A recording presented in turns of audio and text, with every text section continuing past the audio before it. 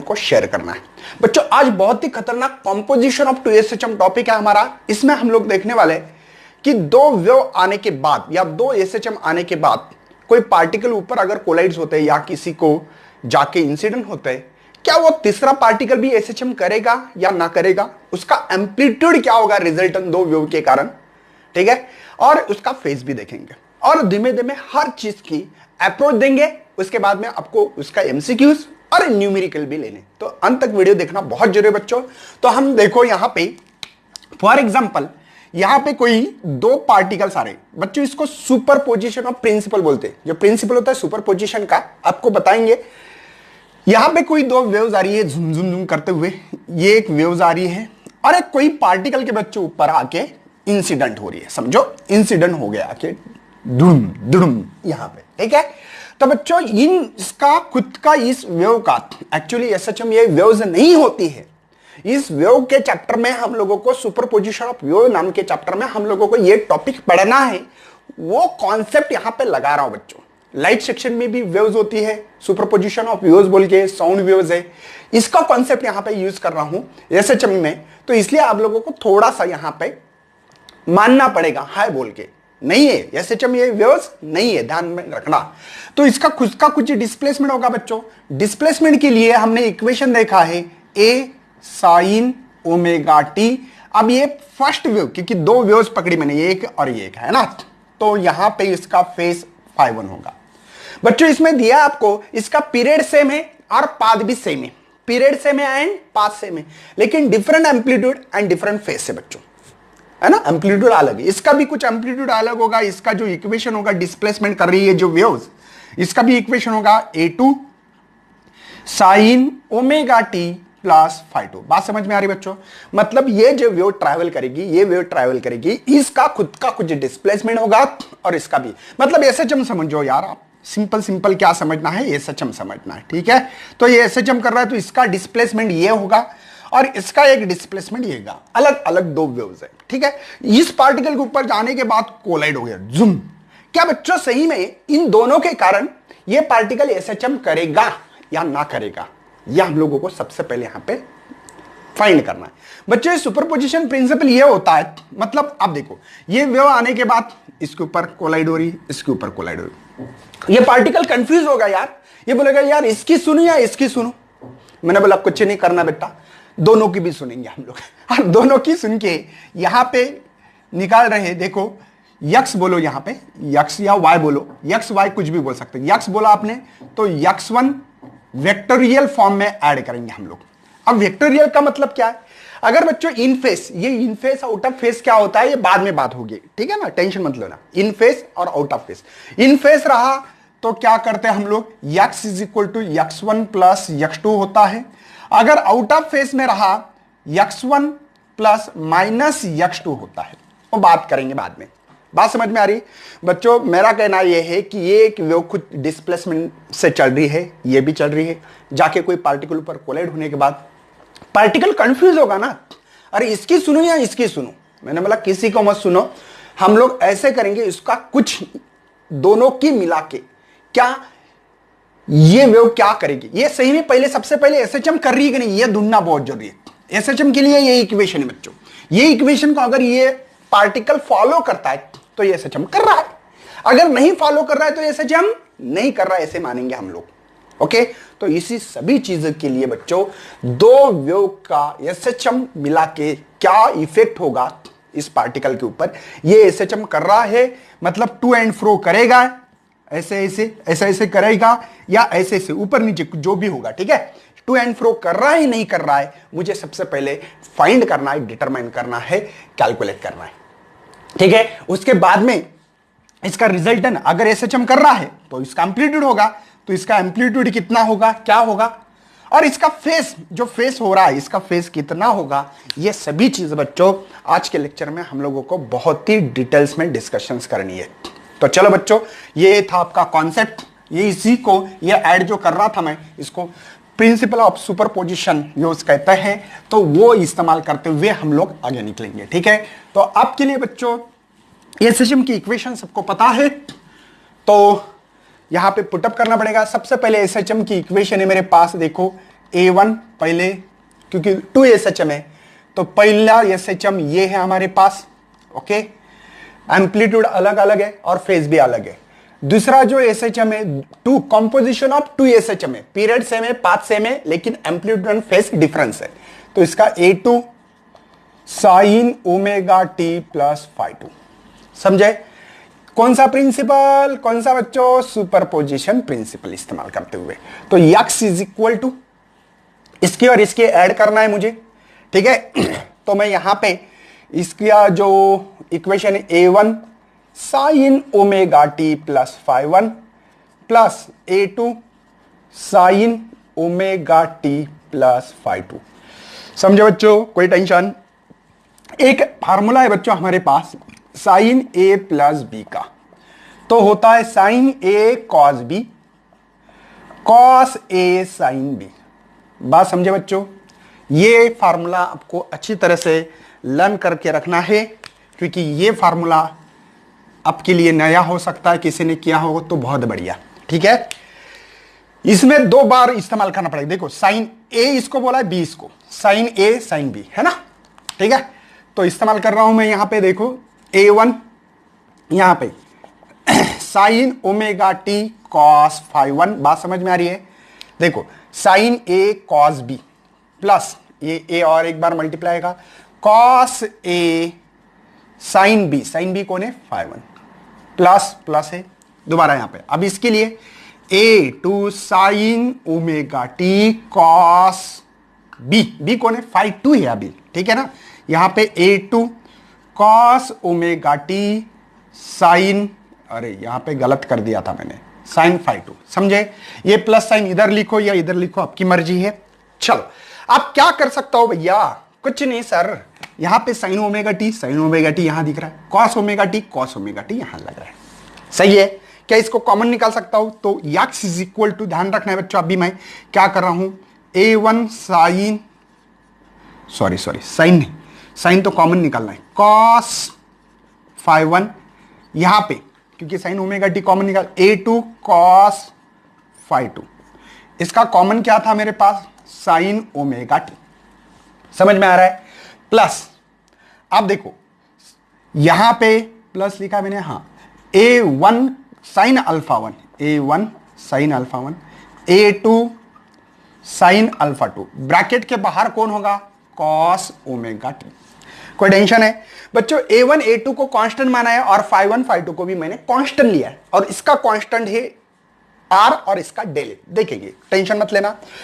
चलो तो इसके जगह पे हम लोग एक काम कर सकते हैं, यक्स इज इक्वल टू बच्चों, एक काम करेंगे, इक्वेशन बनाऊंगा जो कि बहुत ही इंपॉर्टेंट इक्वेशन होगा हमारे लिए। देखो A1 cos alpha 1, A2 cos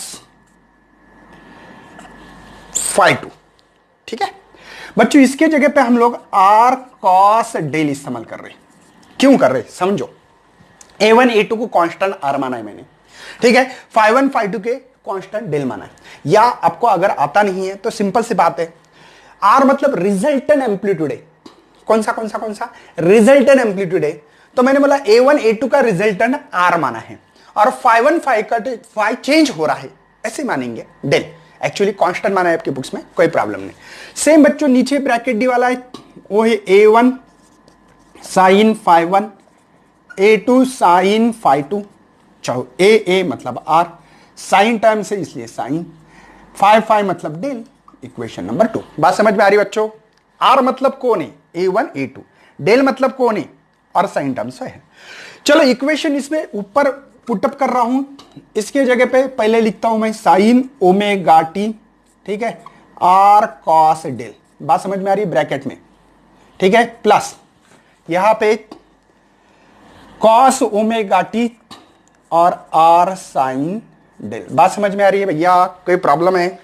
okay मुझे बता बच्चों, अगर मैंने यहां पे R को कॉमन लिखा तो ये इक्वेशन बनेगा, sine omega t cos del, cos omega t sine del. थोड़ा सोचो भैया, सोचना मजबूरी है। Sine A cos B, cos A sine B जैसे इक्वेशन लग रहा है, जैसे कि ये फार्मूले में, ये फार्मूला देखो यहां पे है, देखो साइन ए ओमेगा टी को बोला कॉस बी डेल है, कॉस ए साइन बी, मतलब बच्चों R sine omega T plus del, ये इक्वेशन मिल रहा है। अगर थोड़ा सोचते हो, दिखाई तो दे रहा भैया, कोई कहानी नहीं। चलो अगर देखा जाए तो बच्चों ये एसएचएम का ही इक्वेशन है, एसएचएम इक्वेशन है ना, ये देखो ये जैसे इक्वेशन है, सेम टू सेम इक्वेशन है। मतलब बच्चों अभी जैसे मैंने बताया था कि ये जो पार्टिकल, इस पार्टिकल पे जो भी दो एसएचएम हो रहे थे इक्वेशन टू एंड फ्रो, इसके जाके उसके ऊपर अगर कोलाइड होता है कोई पार्टिकल्स, तो ये इसका इक्वेशन मिल रहा है x is equal to R sine omega T plus del. मतलब बच्चों ये पार्टिकल एसएचएम कर रहा है। इन दोनों के कारण इसका और इसका जो x1 x2 का जो इक्वेशन था a1 sine omega T plus φ1, इसका इक्वेशन है। और इसका जो इक्वेशन है बच्चों ये है x2 का इक्वेशन है मेरे पास a2 sine omega T plus φ2। मतलब बच्चों इसका इक्वेशन और इसका इक्वेशन को मैंने कुछ किया, इन फेस थे इसलिए मान रहा हूं मैं, तो ये पार्टिकल का इक्वेशन वही मिल रहा है। मतलब ये एसएचएम करेगा, हाँ उसके एम्पलीट्यूड में बदलाव होगा, हो सकता है कि इसका एम्पलीट्यूड इसका एम्पलीट्यूड ऐड हो जाए, हो सकता है सबट्रैक्ट हो सकता है, जो भी हो, लेकिन ये पार्टिकल खुद एसएचएम कर रहा है। ये हम लोग अभी यहां पे इस इक्वेशन से बता सकते हैं। मतलब ये इक्वेशन यही डिनोटेट करता है बच्चों कि हमारा जो पार्टिकल वो एसएचएम कर रहा है। वाह बहुत बढ़िया। चलो इसके बाद में बच्चों हम लोग रिजल्टेंट एम्पलीट्यूड निकालेंगे। क्या निकालना है? रिजल्टेंट क्या निकालना है? एम्पलीट्यूड। बच्चों मेरे पास दो इक्वेशन है, एक इक्वेशन 1 एंड 2, इसमें दो मेथड्स होती है। इक्वेशन 1 एंड 2 के एडिंग एंड स्क्वेयरिंग करते हुए हम लोग निकाल सकते हैं, लेकिन हमारे बुक में रिजल्टेंट के फॉर्म में दिया है। किसके किसके? रिजल्टेंट। क्या होता है रिजल्टेंट? देखो बच्चों यहां पे, मतलब देखो रिजल्टेंट निकालने की हमने स्केलर वेक्टर चैप्टर पढ़ा होगा, तो ये आर था, याद है बच्चों। यहां पे कुछ फेस होता है डेल, चलो यहां पे जिसके साथ थीटा वो कॉस थीटा, थीटा मतलब डेल है, सही है। और किसका कंपोनेंट बच्चों? आर के कंपोनेंट, ये एक, ठीक है ना। और ये था आर साइन डेल, मतलब अपोजिट साइन है, आर साइन डेल या अपोजिट साइन ऐसे भी बोल सकते हैं। मुझे आर निकालना, क्या करना पड़ता है आप लोगों को? कुछ नहीं सर, आर स्क्वायर, ठीक है, is equal to base square, मतलब आर स्क्वायर है ना, या इसका ब्रैकेट का स्क्वायर करेंगे, ठीक है, मतलब इसका स्क्वायर आर कॉस डेल। कोई टेंशन बच्चों? देखो ये 90 का angle, right angle of triangle पता है ना आप लोगों को, आर स्क्वायर साइन स्क्वायर, मतलब R sine del square R cos square del is equal to R square. अच्छी बात है, लेकिन इसकी वैल्यू याद है बच्चों मुझे, देखो इसकी वैल्यू मालूम है, आर साइन डेल की वैल्यू मालूम है, आर कॉस की भी मालूम है। तो इसलिए बच्चों अब इसका काम हो गया, ये पता होना चाहिए था आप लोगों को, इसलिए दे रहा हूं, ठीक है। अब मैं इसकी वैल्यू पुटअप करूंगा। देखो आर स्क्वायर, इसको रूट में रखना है तो रख सकते हैं, आपकी बुक्स में दिया हो तो। इसकी वैल्यू है आर साइन डेल का स्क्वायर और आर कॉस डेल का स्क्वायर, लिखना है तो लिख सकते हैं, कोई प्रॉब्लम नहीं है। चलो ये दोनों का मीनिंग एक ही है। चलो तो इसकी वैल्यू है मेरे पास, सबसे पहले ये A1 sine alpha 1, A2 sign φ2, alpha नहीं है φ है, बुक्स में कोई बुक्स में अल्फा लेते हैं, ठीक है ना, प्लस इसकी वैल्यू रख दो A1 cos alpha 1, A2 cos alpha 2 का स्क्वायर। क्या बच्चों आपको पता है, ये तो सिंपल सा फार्मूला है, पता है ना, a plus B bracket whole square, तो a square plus B square plus twice A B, पता है ना आप लोगों को। ओके, ये फार्मूला यहां पे इस्तेमाल कर सकते हैं, a plus B A plus B. तो पुटअप करके वैल्यू निकालना चाहता हूं बच्चों, तो R square is equal to A1 square sine square φ1, दूसरे टर्म का square A2 square sine square φ2 plus 2A1 A2। बात समझ में आ रही है? साइन φ1 और साइन φ2, बात समझ में आ रही बच्चों? First term square plus second term का square, 2 multiply first term multiply second terms, same नीचे सेम वही एक कहानी है। A1 square cos square φ1, A2 square cos square φ2, twice A1 A2 cos φ1 और कॉस φ2। कोई टेंशन? क्या कॉमन निकाल सकते हैं पता है आप लोगों को? यहां पे आप देखो, मैं यहां पे a1 स्क्वायर को कॉमन निकाल रहा हूं, ये और ये दिखाई तो दे रहा है आप लोगों को। नीचे मैं इसके देखो एक कॉमन निकाल सकता हूं, a2 कॉमन निकाल सकता हूं, ट्वाइस a1 a2 कॉमन निकाल सकता हूं। ओके, तो चलो यहां पे कॉमन निकाल रहा हूं, sine square five one cos square five two plus a2 square, है ना। तो यहां पे sine square five two cos square five two, कोई टेंशन? अब ये निकालेंगे प्लस ट्वाइस a1 a2, ठीक है, sine five one sine five two, okay, plus cos five one cos five two. कोई टेंशन है बच्चों? क्या आप लोग मैथ्स पढ़ते हो? मैथ्स पता है बच्चों, इसकी identity sine square theta plus cos square theta 1 होती है, इसकी भी 1 होगी और एंगल भी सेम है। तो इसलिए बच्चों हम लोग एक काम कर सकते हैं, a1 square plus a2 square plus twice a1 a2, समझे? कोई टेंशन है? समझ में आ रहा है? a1 स्क्वायर a2 ये कहां गया? इसकी वैल्यू 1 है बच्चों, 1 से मल्टीप्लाई करने से कोई फायदा नहीं, इसकी भी 1 है। लेकिन बच्चों इसका जो फार्मूला होगा वो होता है 5 1 माइनस 5 2, बताऊंगा। देखो cos a माइनस b का फार्मूला है मेरे पास, वो है formula sine a sine b plus cos a cos b।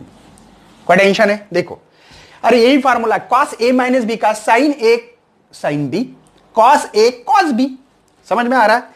तो ये फार्मूले को आप लोगों को याद करना पड़ेगा, थोड़े ये फार्मूले याद होना चाहिए। जैसे कि मैं रेड पेन से यहां पे आप लोगों के लिए नोट डाउन करके रख रहा हूं। तो इसका स्क्वायर गया बच्चों, तो रूट में डायरेक्टली वैल्यू आ सकती, ठीक है। मतलब r इज इक्वल टू, ये पूरा रूट में आएगा भी, a1 square a2 square twice a1 a2 cos 5 minus 5 1 minus cos 5 2, ये मुझे रिजल्टेंट एम्पलीट्यूड मिल रहा है। मतलब बच्चों इस दो वेव के कारण उसका एम्पलीट्यूड कितना हो सकता है, किसका? जो पार्टिकल के ऊपर आके देखो, ये जो पार्टिकल था, ये जो वेव्स आ रही थी, ये आ रही थी, इसका डिस्प्लेसमेंट, इसका डिस्प्लेसमेंट, इसका x1 है, इसका x2 है, आने के बाद ये SHM कर रहा है कि नहीं? तो कर रहा है, ये पक्का हो गया इस इक्वेशन से, r sin omega t plus 5 से या डेल से, वो तो कर रहा है। लेकिन क्या इसका एम्पलीट्यूड कितना होगा? तो बच्चों इसका एम्पलीट्यूड, ये जो SHM कर रहा है, टू एंड फ्रो कर रहा है, जुम जुम जुम जुम जुम, स्प्रिंग का एग्जांपल, ठीक है ना। तो SHM कर रहा है, लेकिन इसका एम्पलीट्यूड इतना है बच्चों, कितना? Root of a1 square plus a2 square plus twice a1 a2 cos 5 1 minus 5 2, इतना है। अच्छी बात है सर। अब हम लोगों को फेस निकालना है बच्चों। फेस मतलब क्या? डेल निकालना है। तो मैंने बोला एक काम करेंगे, इक्वेशन, जो इक्वेशन दिया है मुझे, सेकंड बाय फर्स्ट करेंगे। दिखाई दे रहा है आप लोगों को? कोई टेंशन नहीं है? ओके, चलो मैं आगे बढ़ रहा हूं बच्चों। तो यहां पे सबसे पहले हम लोग काम करेंगे, सेकंड इक्वेशन है मेरे पास r साइन डेल और ये है r कॉस डेल। r मतलब क्या है? a1 sine 5 1 a2 sine 5 2 divided by a1 cos 5 1 a2 cos 5 2। नहीं आता है तो सिंपल सी बात है, देखो ये इक्वेशन देखो, इसको डिवाइडेड ये किया है, मैं यहां पे डायरेक्टली कैसे लिखता? देखो r मतलब क्या? a1 प्लस a2 है, साइन है तो साइन लिखो, डेल 5 1 5 2, यहां पे a1 plus a2 cos del मतलब 5 1 5 2 है। ये r से r मर गया बच्चों। तो यहां पे आपको पता है कि साइन बाय कॉस होता है tan, क्या होता है? tan डेल होगा, बराबर है। लेकिन बच्चों मुझे यहां पे जगह कम है, इसलिए इस tan को मैं इधर लेके जा रहा हूं, तो tan इनवर्स होगा। बस ये एज इट इज है, कुछ नहीं करना है। a1 sine alpha 1 a2 sine 5 2। मेरे मुंह में अल्फा क्यों आ रहा है? क्योंकि अल्फा भी इस्तेमाल कर सकते हैं हम लोग। a1 cos 5 1 a2 cos 5 2, ये मुझे फेस मिला है। कोई टेंशन है मेरे भाई? मतलब बच्चों ये इक्वेशन से समझ में आ रहा है कि SHM कर रहा है, नंबर 1, रिजल्टेंट इसका एम्पलीट्यूड इतना होगा, और वो जो पार्टिकल जो SHM करेगा तो उसका फेस भी इतना होगा। कितना? Del is equal to tan inverse a1 sin alpha 1 plus a2 sin alpha 2 divide by a1 cos alpha 1 plus a2 cos alpha 2। ये इक्वेशन है बच्चों, इसका मतलब हम लोगों को समझ में आ रहा है कि ये SHM कर रहा है, इसका रिजल्टेंट एम्पलीट्यूड है। सभी चीजें लिखिए बच्चों, आप लोग स्क्रीनशॉट निकाल सकते हो। उसके बाद में बच्चों ये SHM की इक्वेशन है, पता है आप लोगों को रिजल्टेंट, ये रिजल्टेंट एम्पलीट्यूड और फेस इतना है। आपके पास केसेस दी वाले बच्चों, इसके बाद में जो केसेस है हमारे पास, केस नंबर 1 है आपकी बुक्स में, वो दिए वाला है कि φ1 माइनस φ2 की वैल्यू 0 हो। मतलब बच्चों cos 0 हो तो, क्योंकि देखो ना cos φ1 माइनस φ2, cos 0 की वैल्यू 1 होती है, क्या मिलेगा रिजल्टेंट एम्पलीट्यूड देखेंगे। चलो तो a1 square a2 square twice a1 a2 cos φ1 minus φ2, ये इक्वेशन है। आपको पता लगा होगा बच्चों कि a1 square a2 square twice a1 a2, multiply 1 करने से कोई फायदा नहीं है, वही मिलने वाला, तो रखो ही मत। क्या बच्चों ये किसी का फार्मूला है? बिल्कुल है सर। किसका है? a1 प्लस a2 का स्क्वायर। देखो a plus B bracket whole square, a1 a square B square plus twice A B, पता है ना, तो ये रूट के बाहर आएगा, मतलब बच्चों a1 प्लस a2 आ रहा है। अच्छा, अगर मैंने एम्पलीट्यूड सेम रखा तो, एम्पलीट्यूड सेम मतलब a1 a2 a रखा तो आपको समझ में आ रहा टॉइस ए, मतलब बच्चों मतलब ये है इसका कहना कि मेरे पास जो पार्टिकल था, अगर दो वेव्स आ रही है, ठीक है, ये दो वेव्स आ रही है, जुम जुम जुम जुम जो भी होगा, ठीक है, ये भी आ रही है, जुम जुम जुम, ठीक है। तो इसका कहना ये है, थोड़ा इधर निकालता हूं पार्टिकल, ठीक है, इसका कहना ये है बच्चों, अगर ये वेव का एम्पलीट्यूड ए है और इसका भी ए है, तो ये SHM तो कर रहा है, इसके कारण समझ में आ रहा है, तो इसका जो एम्पलीट्यूड होगा 2a, मतलब समझा देता हूं और थोड़े कैलकुलेशन बेस पे, मतलब ये अगर 5 सेंटीमीटर से एम्पलीट्यूड है इसका और इसका तो भी 5, क्योंकि दोनों सेम ही, तो इसका एम्पलीट्यूड बच्चों हमारे पास 10 सेंटीमीटर होगा। मतलब इस वेव के कारण और इस SHM के कारण, वेव मत बोलो, इसके SHM और इसके SHM के कारण बच्चों अगर जाके इसके ऊपर इंसिडेंट होती है ना ये SHM, तो बच्चों ये SHM करेगा, लेकिन इसका एम्पलीट्यूड दुगना होगा। कितना होगा? दुगना होगा। कब बच्चों? अगर इसका फेज डिफरेंस समझते हो, देखो ये भी 0 से स्टार्ट हुआ है और ये भी 0 से, देखो दोनों के फेज डिफरेंस सेम है बच्चों, सेम ही, ये 180 ऊपर ही है, इसका 180 नीचे है, इसका भी 180, इसके अंदर फेज डिफरेंस नहीं है। अब आगे पता लगेगा फेज डिफरेंस क्या होता है और भी, ठीक है, इसको इन फेज भी बोलते हैं, ठीक है। उसके बाद में बच्चों case number 2, θ1 minus θ2 is equal to 90, और आपको पता है cos 90 बच्चों हमारे पास 0 होता है। अगर रिजल्टेंट एम्पलीट्यूड निकालना है, आपके पास फार्मूला है a1 square a2 square plus twice a1 a2 multiply 0। आपको समझ में आ रहा है? दोबारा फार्मूला लिखने की जरूरत नहीं है मेरे ख्याल से, दिखाई दे रहा है बच्चों आपको? ओके, मुझे बताओ ये पूरा 0 बनेगा कि नहीं? 0 से मल्टीप्लाई किया तो r is equal to the root of a1 square plus a2 square. अगर आपने a1 is equal to a2 is equal to a, मतलब एम्पलीट्यूड सेम रखा, तो बच्चों इसका मतलब होगा हमारे पास a plus a twice a square, तो इसको रूट टॉइस a का स्क्वायर रूट के बाहर, तो बाहर आएगा, ये एम्पलीट्यूड मिल रहा है। मतलब आप समझ लो बच्चों, आप यहां पे सही में देखो इसका फेस, चलो मैं दूसरी डायग्राम निकालता ताकि आपको कंफ्यूजन ना हो। तो ये मेरा पार्टिकल है, इस पार्टिकल के ऊपर ये वेव्स आ रही थी बच्चों, ये जूम जूम जूम करते हुए, और दूसरी जो आ रही है अभी, दूसरी जो आ रही है वो जो दूसरी ये पार्टिकल है बड़ा, ठीक है, दूसरी जो आ रही है वो कैसे आ रही है? इसका और इसका फेज डिफरेंस देखो, 90 का डिफरेंस है, मतलब बच्चों ये पूरा की पूरा पॉजिटिव है 180, आधा सर्कल 180 पता है ना, पाई बोलते हैं, तो ये यहां से करेगी ऐसे जूम, ये मिल रहा है ना।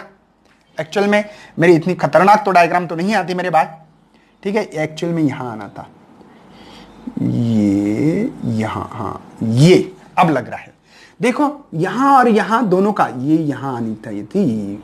चलो अब मेरी इतनी खास डायग्राम नहीं होती है तो मैं निकाल के देता हूं, ठीक है, तो भी निकालूंगा। चलो अब देखो, ये देखो यहां पे 90, ये पूरा 180 बच्चों, और यहां पे 90 है, ठीक है ना, जो भी होगा देखा जाएगा, देखो आप आपकी मर्जी, ओके, तो यहां पे इसका 180 आना चाहिए था, आ गया।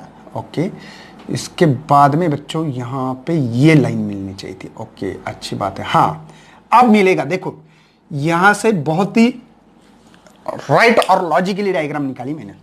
इसका और इसका 90 का डिफरेंस देखो, यहां पे इसका 180 एंगल है, ऊपर वाली जो x1 जो है ना, कि आप φ1 बोलेंगे इसको, और इसका जो φ2 है बच्चों वो 90 है। डिफरेंस आ रहा है, देखो आ रहा है। तो बच्चों इसका जो एम्पलीट्यूड से होगा ये पार्टिकल का, वो होगा इसका एम्पलीट्यूड √2 × a, इतना होगा। पहले एम्पलीट्यूड बहुत ज्यादा था बच्चों, क्योंकि फेज डिफरेंस दोनों का 0 था। देखो 90 - 90, अब देखो 180 माइनस कर दो, φ1 - φ2 है ना। देखो φ1 180 में से 90, तो 90 का फेज डिफरेंस आ रहा है कि नहीं, तो इसका एम्पलीट्यूड ये होगा। ये इसका मीनिंग है बच्चों।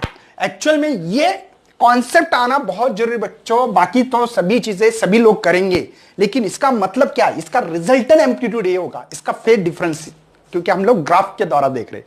उसके बाद में बच्चों थर्ड कंडीशन है हमारे लिए, देखो φ1 - φ2 = 180, और आपको पता होना चाहिए cos 180 होता है बच्चों -1, पता है।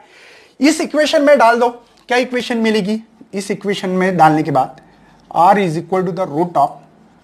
√a1² a2² twice a1 a2 -1, cos φ1 - φ2 के लिए -1 है, तो r क्या मिलेगा, तो r मिलेगा बच्चों a1² a2² minus twice a1 a2। देखो 2 × -1 -2, ये किसका फार्मूला हो सकता है भैया, तो ये तो a1 - a2 का स्क्वायर, पता है ना आप लोगों को, a - b का square, a² + b² minus twice ab, पता है ना, तो ये फार्मूला आना चाहिए। चलो और क्या कर सकते, तो इसको रूट को बाहर निकाल सकते हैं, तो a1 - a2 ये रिजल्टेंट एम्पलीट्यूड है। लेकिन बच्चों अगर a1 = a2 = a रहा तो r a - a, तो r = 0 होगा। 0 0 0 बिल्कुल होगा बच्चों। देखो आप, अब बहुत मजा आने वाला है, बहुत ही बेहतरीन एग्जांपल है यहां पे आपके लिए प्रेजेंस। तो ये कह रहा है कि आपकी जो वेव्स है, देखो आपकी जो वेव्स है ये पहले वाली, ठीक है, और निकालो।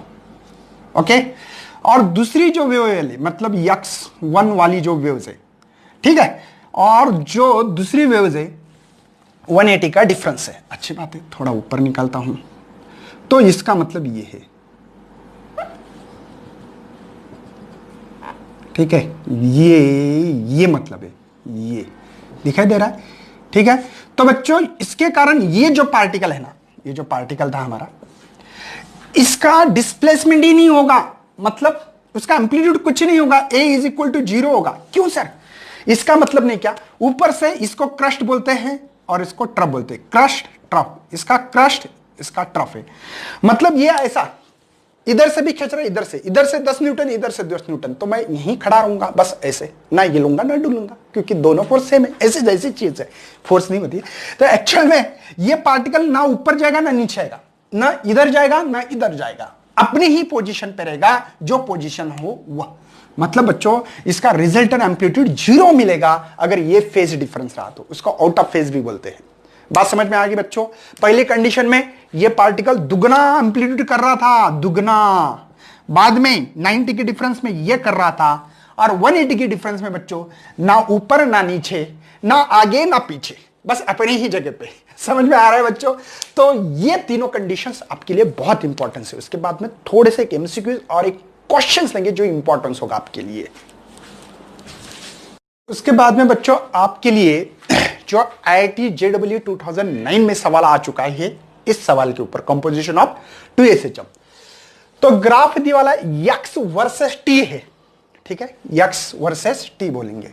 तो x = a एम्पलीट्यूड होगा, मैक्सिमम डिस्प्लेसमेंट को एम्पलीट्यूड कहते हैं। SHM है एक्सेलरेशन ऑफ पार्टिकल। क्या बच्चों आपको अभी पता है x = a sin ωt + phi displacement.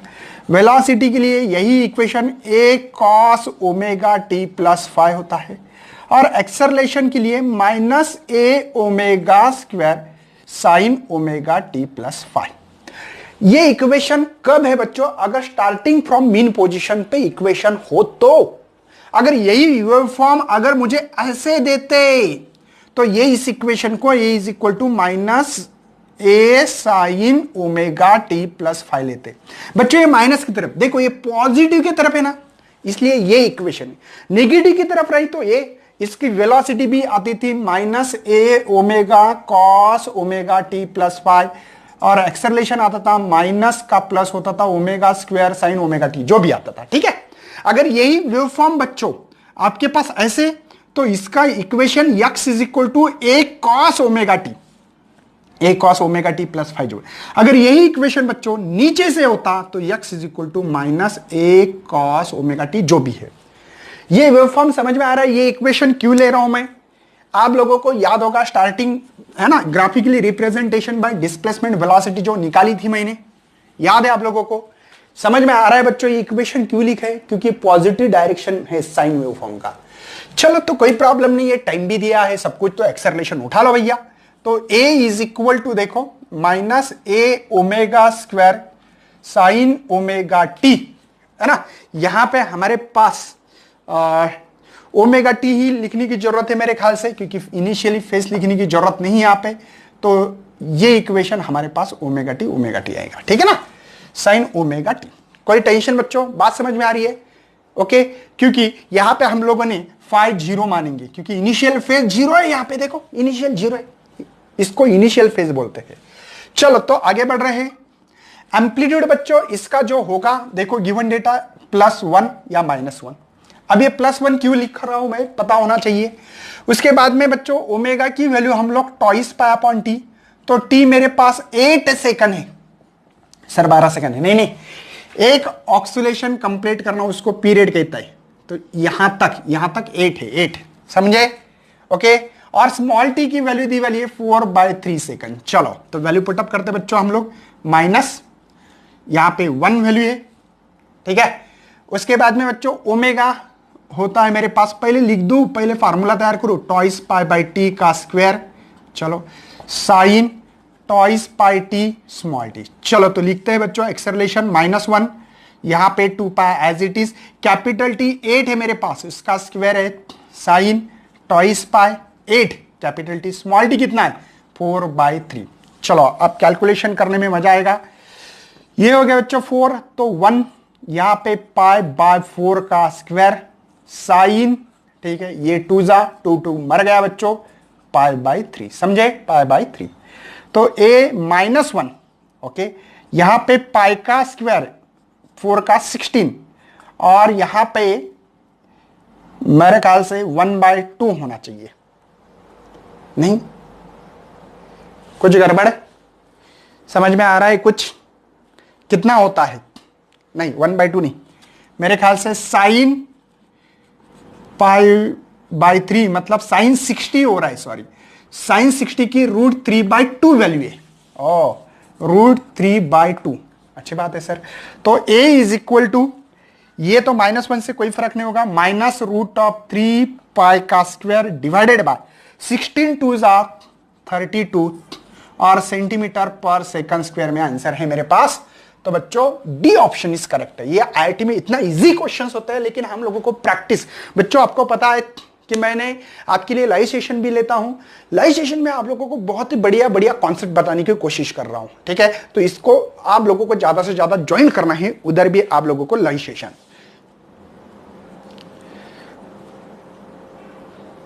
इसके बाद में बच्चों मैंने एक सवाल लिख के रखा है, डिस्प्लेसमेंट की एक इक्वेशन दी है, x is equal to 12 sine 0.8 pi t plus 5 cos 0.8 pi t centimetre है बच्चों ये। तो हम लोगों को यहां पे एम्पलीट्यूड निकालना है, रिजल्टेंट को हमने आर माना है ना, पीरियड, फ्रीक्वेंसी एंड डेल।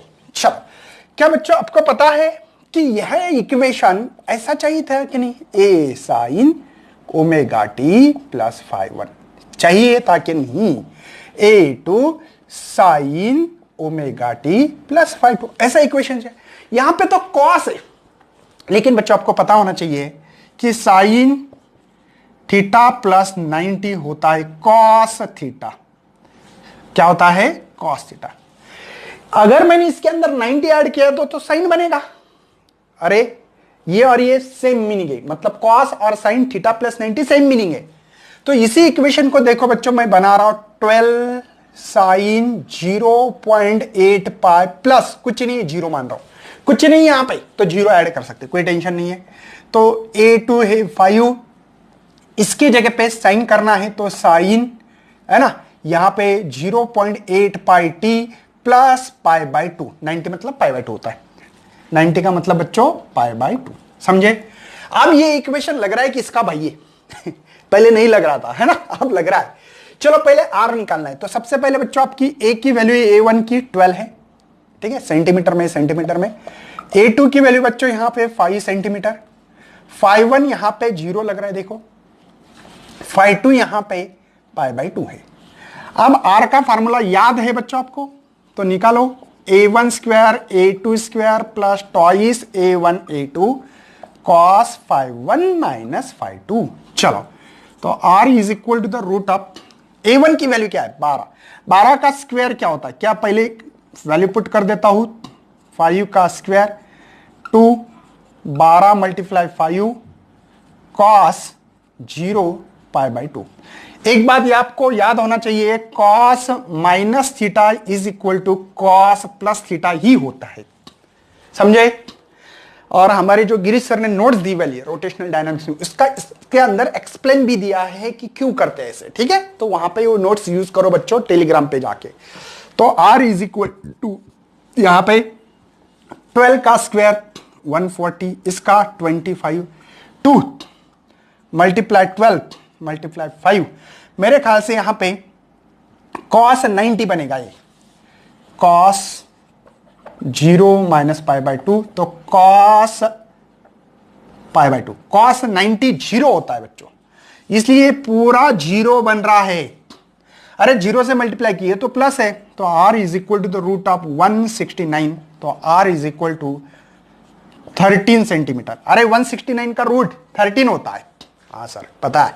चलो डेल निकालना है बच्चों, हमारे पास फार्मूला डेल इनवर्स का, ये a1 sine 5.1 a2 sine 5.2 divided by a1 cos 5.1 a2 cos 5.2। तो देखो tan इनवर्स, यहां पे मेरे पास a1 है 12, देखो बच्चों a1 यहां पे 12 है, साइन 5 0 है बच्चों, a2 है 5, साइन पाई बाई 2, 5.2 की वैल्यू बच्चों पता होना चाहिए आप लोगों को, a1 है 12 cos 0 और ये है cos 90। कोई शक है भैया, बढ़ना है आगे। चलो तो मैं आगे बढ़ते हुए आपके पास इसकी वैल्यू निकाल के दे रहा हूं। सबसे पहले tan इनवर्स, ठीक है, चलो 12 मल्टीप्लाई 12 मल्टीप्लाई 0, क्यों साइन 0 0 होता है, प्लस 5 मल्टीप्लाई 1 साइन 91 होता है, divided by 12 multiply 1 plus 5 multiply 0, cos 0 1 होता है और cos 90 पता है आप लोगों को। तो tan इनवर्स ये हो रहे बच्चों, देखो ये 0 और ये 5 मतलब 5, ये हो रहे 12, कोई शक, अरे ये 0 बनेगा, ठीक है। तो del is equal to tan inverse, यहां पे 0 पॉइंट है ना, 4 48, ठीक है ना, 0.4 बचे है 2 हो गए 20 मतलब 1, 8 बचे है हो गए 80, है ना, 6 ऐसे 7 कुछ तो आंसर आएगा। आप लोगों को बच्चों इसका tan इनवर्स देखने के बाद 22.37 डिग्री ऐसा मिलेगा। आपके पास अगर लॉग टेबल है भैया तो ये देख सकते हैं, ये लॉग टेबल में, ठीक है, ये डिग्री सॉरी, ठीक है, ये मिलेगा आपकी इसकी वैल्यू। tan इनवर्स देखना आना चाहिए, नहीं आ रहा है तो मुझे कमेंट बॉक्स में मेरा एक वीडियो बनाया है बच्चों कि how to use the log table, physics ज्ञान how to use log table डालो, आपको ये मिलेगा इसका आंसर कैसे देखते हैं, ठीक है। इसके अलावा बच्चों देखो, पहले सबसे पहले मुझे आर निकालना था सर, निकाल दिया, ओके, फेज निकाला सर, टी भी निकालो, फ्रीक्वेंसी भी निकालो, कोई बात नहीं बच्चों। आपको पता है बच्चों यहां पे ओमेगा के जगह पे दिख रहा है, ओमेगा, इस ओमेगा की जगह पे ये स्मॉल टी है यहां पे, सॉरी, ठीक है, ओमेगा की जगह पे देखो यहाँ पे 8 पा है। और ओमेगा और फ्रीक्वेंसी का एक रिलेशन होता है, पता है आप लोगों को, ट्वाइस पाई एन, पता है कि नहीं? तो twice pi n is equal to 0.8 pi, pi से पाई मरवा दो तो एन इज इक्वल टू 0.4/2, तो एन इज इक्वल टू क्या मिल रहा है 0.4। फ्रीक्वेंसी गिनते हैं हर्ट्ज में। यूनिट बहुत इंपॉर्टेंट है बच्चों, बोर्ड में आपके लिए यूनिट बहुत मायने करता है। चलो इसके बाद में फ्रीक्वेंसी हो गई, हाँ सर अब पीरियड बाकी है बच्चों। N is equal to 1/t है ना, अब पीरियड निकालेंगे तो इसको क्या उल्टा भी नहीं कर सकते हम लोग? बिल्कुल कर सकते हैं। तो 1/0.4, अगर आपको नहीं आता तो बहुत डिटेल में एक्सप्लेन कर रहा हूं, 4 × 10⁻1 पावर चेंज कर सकते हैं। तो यहां पे 10 के ऊपर तो होगा पॉजिटिव, ध्यान रखना बच्चों। इसी को अगर पावर के फॉर्म में लिखना है तो 4 × 10⁻1 शिफ्टिंग करो, ये मिलता है, डिवाइडेड बाय 4, तो ये हो गए 2 जा, ओके सर, बाकी कितने हैं 2, तो 25 जा, मतलब 2.5 ये सेकंड में, पीरियड सेकंड में गिनते, तो ये पीरियड मुझे यहां पे आपके साथ मिल रहा है बच्चों। नोट डाउन करिए इसको अच्छी तरह से। तो बच्चों इसमें आप लोगों को एक एमसीक्यूज और एक न्यूमेरिकल और कंपोजिशन ऑफ 2SHM बड़ा क्वेश्चन था, इसलिए थोड़ा लेंथी बन गया है। इसके बाद में बच्चों हम लोग अच्छी तरह से टोटल एनर्जी कैसे निकालेंगे पार्टिकल की, जो SHM कर रहा है उसकी, उसके